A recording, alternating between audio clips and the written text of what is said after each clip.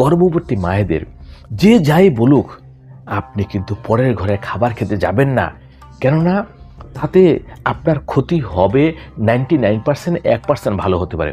কারণ সমাজের মধ্যে ভালো লোক নেই তো। এখনকার লোকের ভিতরে মানে পাপে এই নাগ অবধি আছে, এই অবধি পাপ ভর্তি হয়ে গেছে, চাই নারী হোক চাই পুরুষ হোক। আপনি যখন আপনার এই চর্মচক্ষুকে কাজে না লাগিয়ে আপনি মনের চক্ষুকে কাজে লাগাবেন, তখনই বুঝতে পারবেন। আপনার যখন পেটটা কেউ দেখবে, গর্ভ বড় হচ্ছে, তখনও কারো নজর লাগতে পারে। আপনি যে সৌন্দর্য, আপনি যে যত্ন করছেন, আপনার সন্তান যে গর্ভের মধ্যে ভালো হচ্ছে, সেটাও কারো নজর লাগতে পারে।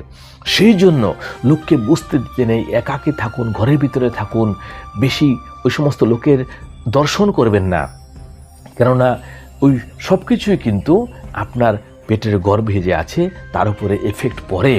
সেজন্য সাবধান হন, নিজেকে বাঁচান এবং নিজের সন্তানকে ভালো করে